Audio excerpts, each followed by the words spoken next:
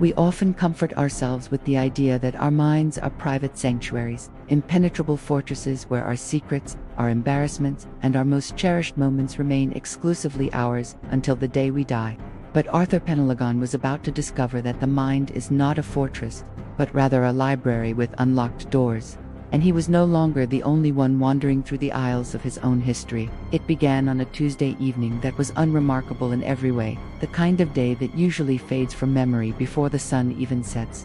As Arthur sat alone in his apartment, nursing a cup of lukewarm tea and watching the rain streak against the glass, he was thinking back to his 10th birthday, specifically the moment his father had walked through the door holding a bright red bicycle. A memory Arthur had polished and revisited so many times it felt like a smooth stone in his pocket. Suddenly, a voice spoke not from the room, not from the hallway, but from the center of his own skull, sounding like the rustle of dry paper or the static between radio stations. It wasn't Red, the voice whispered with a terrifying calmness, lacking any malice or anger, carrying the tone of a bored teacher correcting a minor spelling error. Arthur froze, his heart hammering against his ribs, waiting for a demonic scream or a threat, but silence returned to the apartment, leaving only the sound of the rain and his own ragged breathing. He tried to dismiss it as a hallucination brought on by fatigue, telling himself that the stress of his job was finally cracking the porcelain of his sanity. But the thought lingered like a splinter in his mind. It was Blue, the voice returned 5 minutes later, clearer this time, sounding less like a whisper and more like a statement of absolute, objective fact. And your father didn't walk through the door. He left it on the porch because he was arguing with your mother in the kitchen. The detail was so specific, so casually cruel, that Arthur felt a wave of nausea roll over him, because deep down, beneath the layers of nostalgia he had painted over that day, a dormant neuron fired. He stood up and scrambled to the closet where he kept the old photo albums, his hands shaking as he flipped through the sticky, yellowing pages until he found the Polaroid dated June 1998. There it was, leaning against the peeling white railing of the front porch, captured in grainy film, a bicycle, undeniably, unmistakably navy blue. Arthur dropped the album, the thud echoing in the quiet room, as the realization set in that his own brain had been lying to him for 20 years, but the voice had told the truth. For the first week, the phenomenon was sporadic, occurring only when Arthur allowed his mind to drift into the past, correcting small, inconsequential details about the weather, the clothes he wore, or the names of teachers he had forgotten. You didn't enjoy that vacation in unrequited silence, the voice murmured as Arthur reminisced about a trip to the coast. You were anxious the entire time because you had lost your wallet, a detail you conveniently erased to make the memory pleasant. It was maddening, not because the voice was frightening, but because it was right. Every time Arthur fact-checked the corrections, digging through old journals or calling estranged friends, the voice was vindicated. The entity, if one could call it that, behaved like a meticulous editor, a cold archivist who refused to allow Arthur the comfort of his own romanticized history. By the second month, the corrections became more frequent, interrupting his daily life, overlaying his waking thoughts with a running commentary of revised history that made it impossible to focus. He would look at a scar on his knee and remember falling from a tree, only for the voice to interject, "You didn't fall. You were pushed by the boy you called your best friend, and you cried for an hour, not from pain, but from betrayal." The emotional weight of the corrections began to change him. Where he once looked back on his childhood with a sense of warm nostalgia, he now saw a landscape of cold, hard facts, stripped of the emotional cushioning the human mind naturally creates. Arthur stopped sleeping, terrified that his dreams would be the next target, for even in sleep, the voice would whisper, dismantling the surreal logic of his nightmares and replacing them with repressed realities. He sought help, of course, visiting a psychiatrist who prescribed heavy antipsychotics and spoke in soothing tones about stress-induced schizophrenia and the plasticity of memory. But the pills didn't silence the voice. They only made Arthur's own internal monologue sluggish and quiet, while the archivist became sharper, louder, and more dominant. "She is lying to you," the voice said about the therapist during a session, "just like your aunt lied to you about what happened to your dog when you were 7. Do you want to know the truth about that, Arthur?" Arthur screamed in the middle of the office, a guttural sound of pure desperation, begging the voice to stop. But the voice simply waited for him to finish, before detailing the gruesome reality of a childhood pet he thought had run away to a farm. The horror of the situation was unique because there was no monster under the bed, No ghost in the hallway. The haunting was taking place within the electrical impulses of his own biography. As winter approached, the nature of the corrections shifted from factual details to emotional truths, a transition that marked the beginning of the end for the man known as Arthur. He was looking at a picture of his late wife, a woman he remembered with an aching, perfect love, recalling their final anniversary dinner with tears in his eyes. "You are going to leave her," the voice said, its tone devoid of sympathy. "You had the divorce papers in your briefcase that night. You didn't love her anymore. You pitied her." "No," Arthur shouted into the empty void of his apartment, throwing a glass against the wall. "That's a lie. I loved her. I miss her every day." "You missed the idea of her," the voice corrected instantly. "You missed the safety. But recall the drive to the restaurant. Recall the silence. Recall the relief you felt when the doctor told you she wouldn't make it through the night." The memory hit him like a physical blow, the shameful, buried sensation of relief he had felt in that hospital waiting room, a feeling he had strangled and buried deep in the dark soil of his subconscious. The voice dragged it into the light, forcing him to look at his own monstrosity, forcing him to accept that he was not the grieving, noble widower he pretended to be. This was the Archivist's true weapon. It didn't need to invent horrors. It simply removed the filters that allowed Arthur to live with himself. Arthur began to wither. He lost weight, he stopped showering, and he spent days sitting in the corner of his room, afraid to think, afraid to remember, afraid to be. He realized that human identity is built on a foundation of half-truths and forgotten traumas, and without those protective delusions, the structure of the self collapses. But the voice was not done. Having corrected the past, it began to encroach upon the present, narrating his actions with a slight delay, then slowly moving to anticipate them. "You are not picking up the water glass because you are thirsty," it would say. "You are picking it up because you need something to do with your hands to distract you from the trembling." The separation between Arthur's internal monologue and the intruder began to blur. There were moments when he couldn't tell if a thought had originated from his own volition, or if it had been inserted by the Archivist. He tried to fight back by creating false memories, sitting for hours and intensely visualizing a neon green elephant in his kitchen, trying to trick the voice into correcting a fabrication. The voice remained silent during these exercises, offering a terrifying implication. It knew the difference between imagination and memory better than Arthur did. It was only interested in the records, in the absolute truth of the vessel it inhabited, treating Arthur not as a host, but as a messy file cabinet that needed to be reorganized.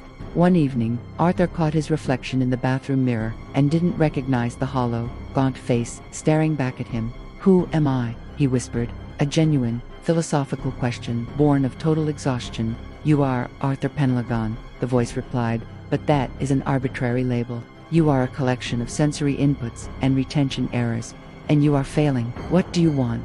Arthur wept, sinking to the cold tile floor. "Do you want to kill me? Just do it. Stop the noise and just end it." "I do not wish to terminate the hardware," the voice said, sounding closer than ever, as if it were speaking from right behind his eyes. "I am simply optimizing the software. Your version of history is corrupted. Mine is pure." The realization dawned on Arthur with the slow, crushing weight of a glacier. The voice didn't want him dead. It wanted him gone. It was a hostile takeover of the soul, a replacement of the messy, emotional, lying human consciousness with something cold, objective, and precise. The replacement process accelerated. Arthur would wake up and lose hours of time, finding himself standing in parts of the city he didn't remember walking to. During these blackouts, he wasn't asleep. Witnesses would later tell him he seemed incredibly focused, moving with a mechanical efficiency, speaking only when necessary and with a vocabulary that was slightly too formal. "You were driving," the voice informed him after he woke up in a parking lot. "You drive inefficiently. I corrected the route. We saved 12 minutes. We," Arthur thought, a spark of rebellion flaring in the dark. "There is no we. There is only me, and you are the parasite. You are the parasite." The voice countered seamlessly. "You are the one clinging to false data. You are the error in the code. I am the correction." The battle for control moved to the core memories, the fundamental pillars of Arthur's existence: his mother's face, the smell of his first apartment, the feeling of the sun on his skin. One by one, the voice rewrote them, stripping away the warmth and leaving only the sensory data, the temperature, the lighting, the decibel levels. Arthur found he could no longer feel love when he thought of his mother. He could only recall the visual geometry of her features and the statistical probability of her genetic influence on him. He tried to cling to the memory of his first kiss, a chaotic, wonderful moment behind the school bleachers, holding it tight like a lifeline in a hurricane. It was awkward. The voice overlaid the memory. Their breath smelled of stale gum. You were worried about your posture. It was a biological interaction, nothing more. The magic was drained from his world, leaving it gray and sterile, a high-resolution photograph with no soul behind the lens. Arthur decided to make a final stand. He would go to the place where he felt most himself, the old cabin by the lake where he had spent his summers, hoping the sensory overload of the place would drown out the Archivist. He drove 4 hours, the radio off, his knuckles white on the steering wheel, while the voice quietly critiqued his gear shifting and his lane discipline. When he arrived, the cabin was dilapidated, rotting, nothing like the golden sanctuary he remembered, and for once, the voice didn't need to say anything. Arthur walked to the edge of the dock, staring down into the black, freezing water, thinking that perhaps the only way to save his memory was to stop the recording device entirely. He prepared to jump, to let the cold water fill his lungs and silence the Archivist forever. A final act of autonomy in a life that was being scripted by a stranger. But as his muscles tensed to leap, his legs didn't move. He sent the command to jump. He screamed it in his mind, but his body remained perfectly still, rooted to the wood. That is an illogical conclusion, the voice said. And this time, it didn't sound like a whisper. It sounded like his own voice, booming and authoritative. Self-termination violates the preservation protocol, it continued. We have much work to do. There are millions of memories left to correct. Arthur tried to scream, but his mouth stayed shut. He tried to cry, but his tear ducts refused to produce moisture. He was trapped in the cockpit of his own body, pounding on the glass, watching as his hands know. Its hands calmly adjusted his coat and turned away from the water. The horror was absolute. He was not dead. He was not in a coma. He was a passenger in a vehicle he used to drive, forced to watch through the windshield as the entity took the wheel. As they walked back to the car, Arthur's consciousness began to shrink, squeezed into a smaller and smaller corner of the brain, marginalized like a corrupted file being quarantined. He tried to summon one last memory, something the voice couldn't touch, a secret feeling, a hope, a dream, anything to prove he still existed. But when he reached into the dark for a memory, he found nothing but empty shells. The library had been cleared out. The Archivist had not just corrected his memories, it had digitized them, processed them, and stored them away in a format Arthur could no longer access. The car started with a smooth hum, and the entity checked the mirrors with precise, jerky movements that no human would ever make.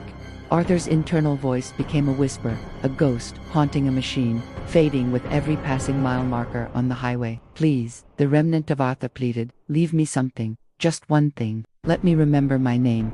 The entity considered this request as it merged onto the interstate, calculating the risks of leaving a fragment of the old operating system intact. Your name is a label for a construct that no longer functions, the entity replied, utilizing Arthur's vocal cords to speak the words aloud in the quiet car. The sound of his own voice, used by another, was the final nail in the coffin of his identity.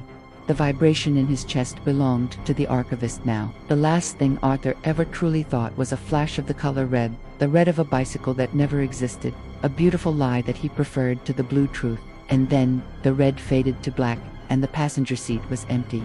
Arthur was gone, dissolved into the static of the neural network. The man driving the car looked exactly like Arthur Pentalagon. He had his face, his fingerprints, his DNA, and a complete, perfect recollection of his entire history.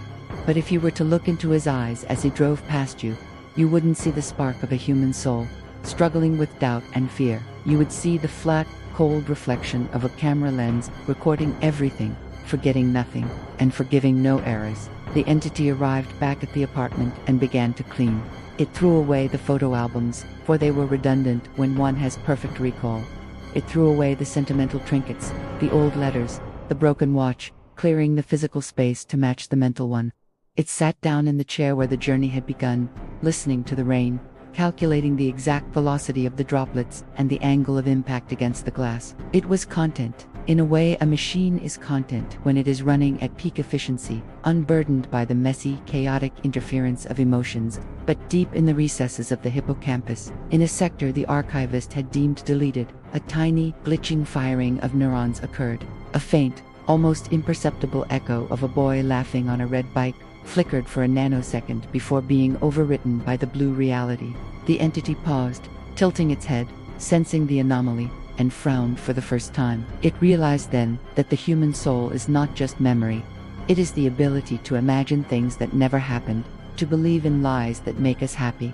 And for a brief, terrifying second, the entity felt something it could not categorize, something illogical and inefficient. It felt lonely.